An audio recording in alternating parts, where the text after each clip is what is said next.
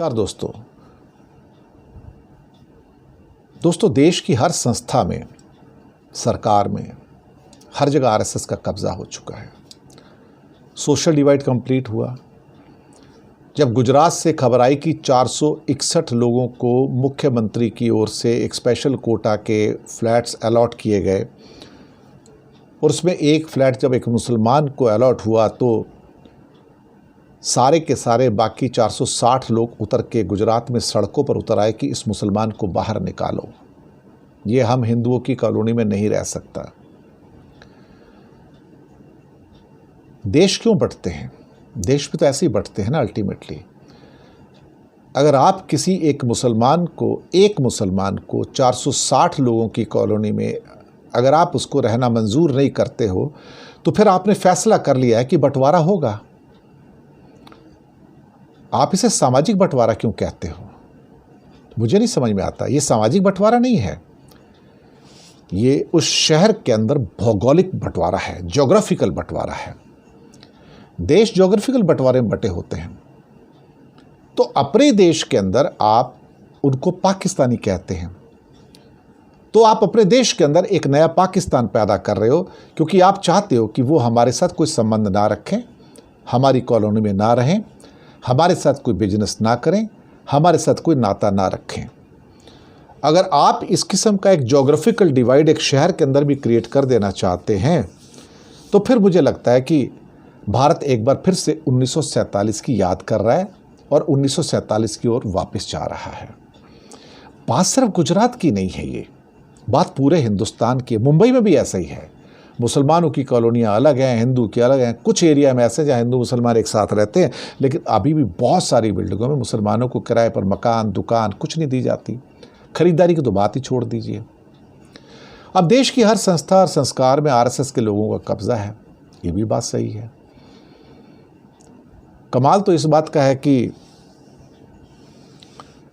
Governor सारे RSS वाले या आरएसएस सपोर्ट करने वाले, यूनिवर्सिटीज़ के वाइस चांसलर और चांसलर सारे के सारे वही, सारे के सारे प्रोफेसर्स भी वही अब। और जो लोगों का जो रिक्रूटमेंट हो रहा है गवर्नमेंट जॉब में, अब वहाँ भी चेक किया जा रहा है, भैया क्या आरएसएस वाले हैं तो पहले ले लो इनको। इसके बाद मोदी जी ने कह दिया कि भारतीय टीम के अंदर भी हिंदू होने चाहिए। मुसलमान क्यों? कि सब हिंदुओं को भर्ती करेंगे, मुसलमानों को भर्ती कर लेंगे। यहाँ तक बात आ गई थी वहाँ पर मांस, मच्छी, मटन की।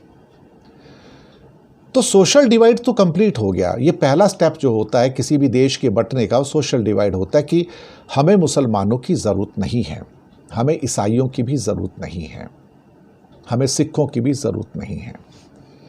तो किसी भी मुसलमान को टिकट ना देना बीजेपी के लिए आम बात हो चुकी है। अब मुसलमान कोई मंत्री भी नहीं है यहाँ पर, आपने देख ही लिया होगा। और ये कह दिया गया कि हिंदुस्तान को आपकी ज़रूरत नहीं है। हाँ, कभी कभी बात ये कहते हैं कि हम आपके साथ अत्याचार कहाँ करते हैं। जब हम 5 किलो अनाज देते हैं भीख का, तो उन भिखमंगों में हम आपकी गिनती भी तो करते हैं। जब हम कुछ और सुविधाएं देते हैं, छोटे मोटे टॉयलेट बनाने की, तो हम आपको उसी श्रेणी में काउंट करते हैं ना जिसमें बाकी लोग हैं। तो हम उसमें कहाँ भेदभाव करते हैं? लेकिन कहाँ भेदभाव नहीं करते भैया, कहाँ। आरएसएस का मकसद यही है, और उनके जितने भी पहले सरसंघ चालक वो यही कहते थे कि ये हिंदू राष्ट्र है, यहाँ पर मुसलमानों का कोई काम नहीं।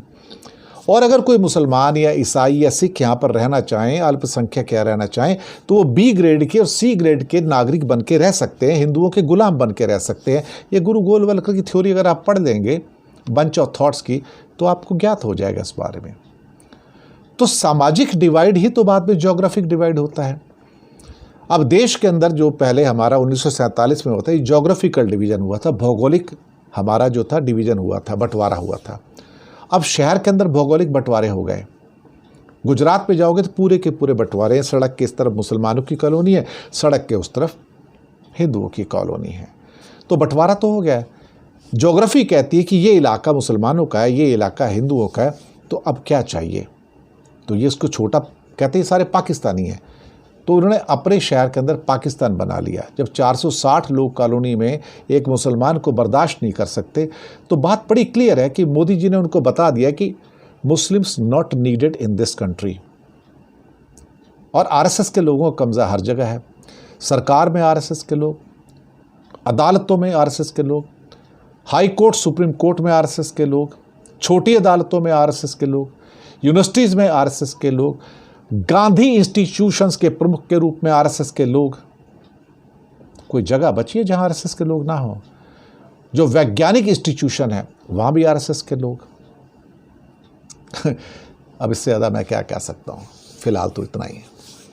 बाकी आप तैयार रहिएगा। सोशल डिवाइड कंप्लीट हुआ और शहरों के अंदर तो फिर भौगोलिक डिवीज़न भी हो चुके हैं। आगे भगवान बचाए इस देश को, यही कह सकता हूँ।